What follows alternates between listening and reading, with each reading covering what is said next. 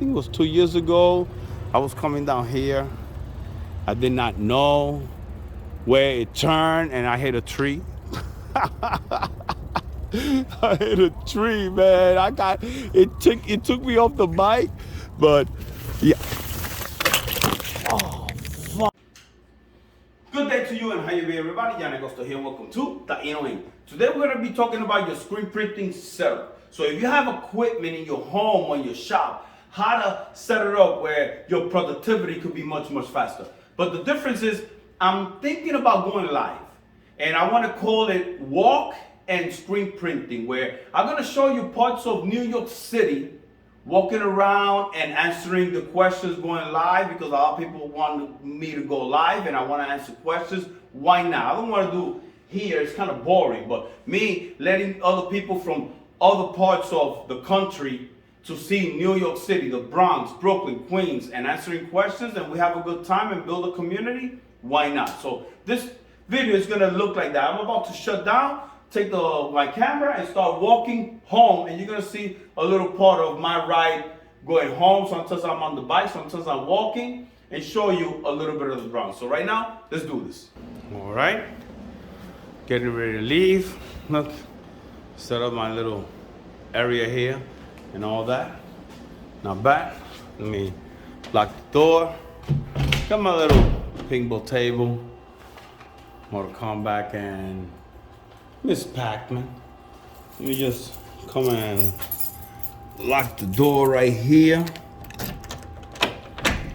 But before I go there, let me just show you right here. Look, this is my boy's recording studio. This is the one that's doing the whole area here. Real nice. Check it out. You got the part that you go in there and do your music. Look at that. Oh man, beautiful, man. Beautiful area here. And the other part I want to show you is, this is pinball table and a little gym we got here. I'm just going to show you my spot right here. And the recording studio where he brings a lot of rappers here. And look how nice it looks here.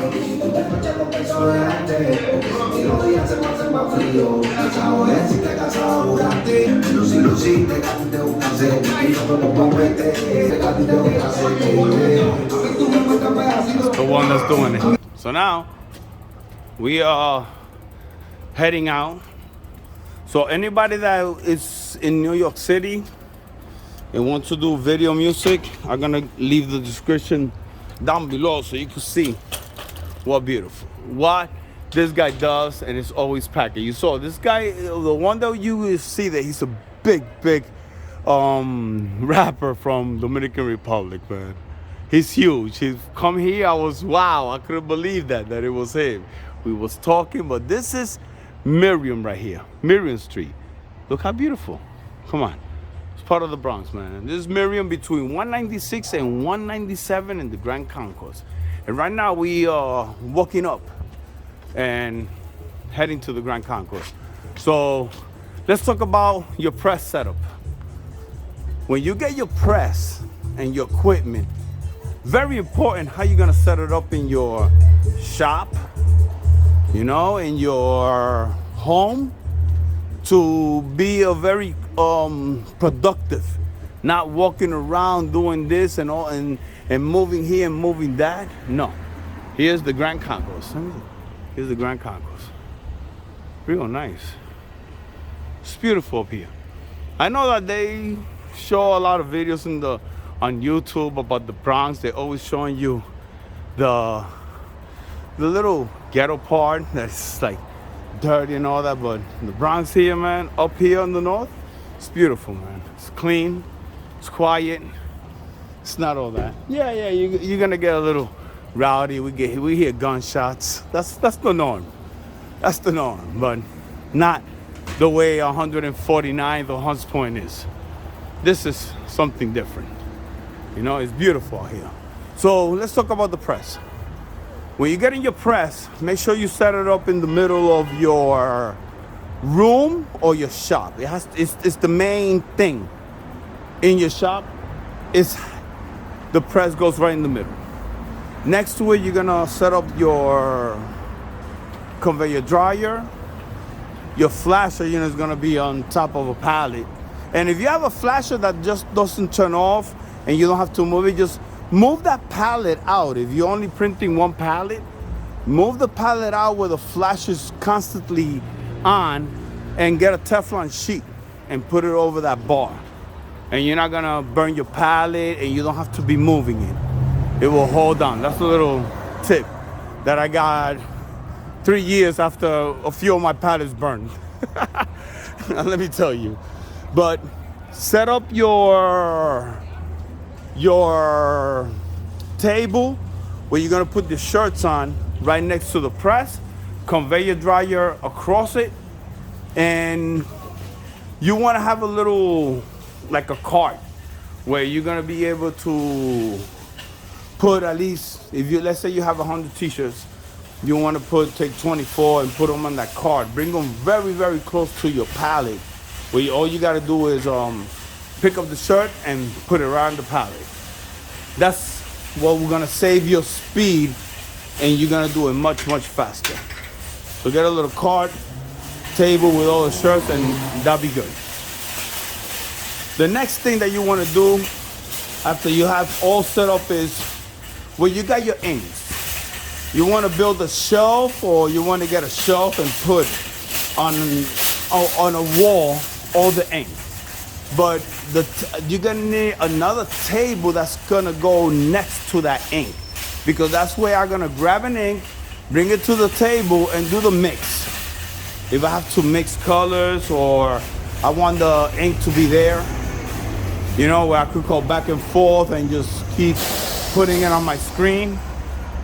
That's what you want to do. You want to have an ink shelf with a table next to it, so you'll be able to work faster when you have that. You see, this is 198th. It's beautiful. It's beautiful. Nice and quiet. You see? There goes the bus. It's beautiful, man. Can't complain, man.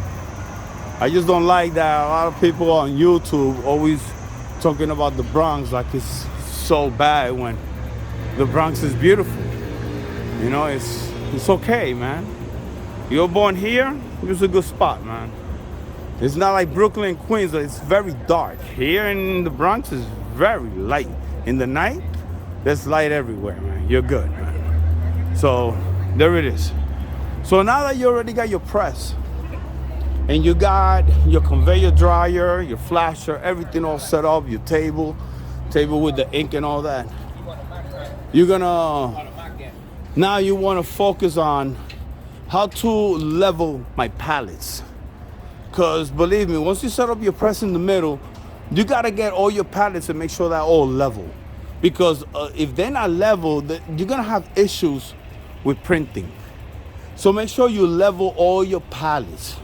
Use that leveler and make sure that forward and back and left and right is all level, and you're gonna see a big difference in your prints, when you level it. Because if it's inclined and you pushing it, you're gonna have some issues, okay?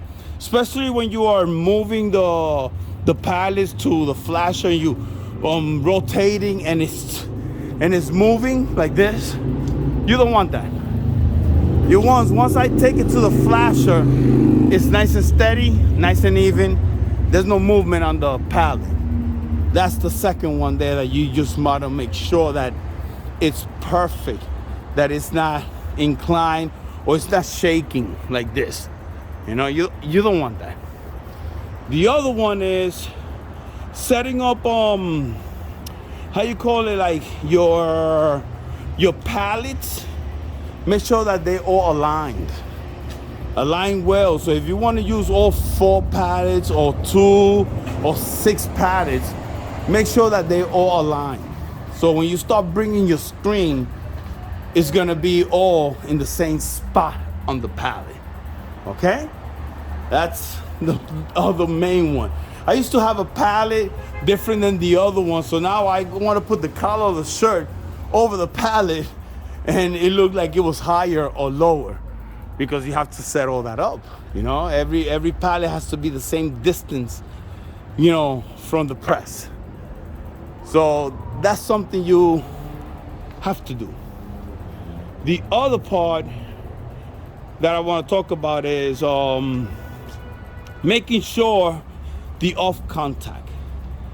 The off contact, I have noticed with a lot of questions, it's really a problem, because that off contact has to be very, very almost right there. You don't want it to be like you're really pushing the screen down. Then you're gonna start loosening your tension on the screen. All you want to do is just set it up where once I print, it peels off itself. The whole image peels off itself from the shirt. You know, it's not like me lifting up the screen and it's still stuck on the shirt. You're gonna get some rough prints. What you want to do is, once I pass that squeegee, that squeegee already peeled off from the shirt, and it's gonna give you a smooth print. The faster it peels, the smoother the print. That's the trick. So yeah, and the way you do an off contact is you get a little I think I've done a video before on that. It's just get a little cardboard, and once you put the cardboard, you put it on the pallet. Bring your screen down, you know, let it loose, you know, unscrew everything. Just let the screen fall right on top of the cardboard. And right after that, once it's already on top of the cardboard, now you tighten up everything. Once you tighten up everything, and then you bring your screen up, take the cardboard out, bring it back down, you're gonna get a proper off contact. That's how I always done it, and that's how I do it. So if you're dealing with a hoodie, put the hoodie first, put the cardboard, and then do an off contact. If you're doing a t-shirt, put the t-shirt, put the cardboard, and you're gonna get a proper off contact. Oh my God, what a beautiful night, man. It's beautiful tonight, man. Look at this. Over here, you see a lot of this in the Bronx here, where they got the vegetables. That's the good thing, man. We have so much. Look at these vegetables here. It's beautiful. Beautiful. Awesome. Right now we at Bedford Park. Bedford Park right here. Bedford Park. And there's a lot of construction going on. In the Bronx here, there's been a lot of construction. Look at that. Real nice. Let me just cross the street. But there's been a lot of construction going on in the Bronx, and some of them are housing, but a lot of them I could tell that is condos. You know? How you could tell, John? Well, if you look at a building and the building has small windows, housing. If you look at a building and it has big windows, co-op or condo. That's the way it works. And sorry to say that, but yeah. That's how it is. But that's how I know, and I've been right. I've been asking, what is this housing? Yeah, and I already know, so I don't have to ask no more. So that's the beauty. So we've been walking on the Grand Concourse, and after passing Kingsbridge, and as you see, this is beautiful, man. Look at this building. Look at this building. Where? In the Bronx? You watch videos, I don't show you this, man. Look at this. Look at this building. It's beautiful. It's beautiful. The Bronx is beautiful, man. Don't let people show you that the Bronx, oh my God, it's hot. No, that's not how it works, man. It's not true, you know? But there's a lot of part of the Bronx that is beautiful right here. Look at this, funeral. All right. So once you already got everything, your press, your conveyor dryer, table, all that, flasher and everything right. Yeah. Now, what you want to start doing is align the screen. And you already got the off contact. It's awesome. You got the off contact, perfect. The next thing is the pallet. The pallet, before I used to spray adhesive. And the spray adhesive, oh man, it used to give me so much work to clean it out. And then that spray goes all over my press. And I was just like, Oh my God, so much work. I used to spend 2 hours just cleaning pallets and the press. Then I realized, let me get the pallet tape. Getting the pallet tape and not using the spray no more and using the water-based, adhesive, much, much better, much cheaper. And let me tell you, lasts much, much longer than the spray all the time. And that's the other one you want to do, because you don't want to spend 2 hours cleaning pallets. Cleaning your press, because if you start cleaning your press, it starts getting dirty then. Oh my God, your press look horrible.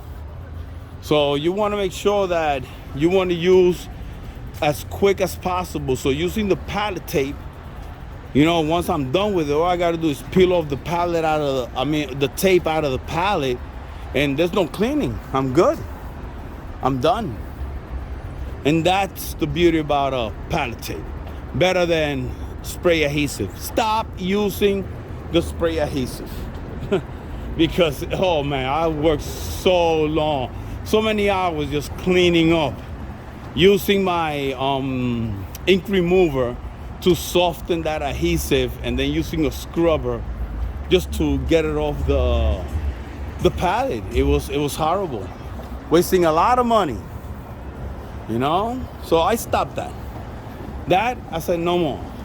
So now that you already have know how to do your palette, and your screen is already off contact, your press is all there, let me tell you, man, you're ready, man.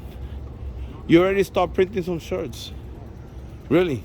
Because that's all you need to make sure that everything is proper, so I don't have to get no issues when it comes to screen print. When it comes to screen printing t-shirts, all those variables, if you cover them, you're rarely gonna get issues. The leveling, the point of where my conveyor dryer is really close to my press, my table of the shirts, the little cart that I could put some shirts just to speed up my process. That's the beauty of it. You see how quiet it is? Right now it's 8 o'clock. And look, in the Bronx, see, quiet. I've been walking. This is where I go. I go right here. I'll take the whole Concourse, come up, and then go down all the way to Missoula, which is beautiful, man. Where I live, it's quiet, it's nice. Only not quiet in the summer. In the summer, all these people like playing the loud music. It's only for like 3 months.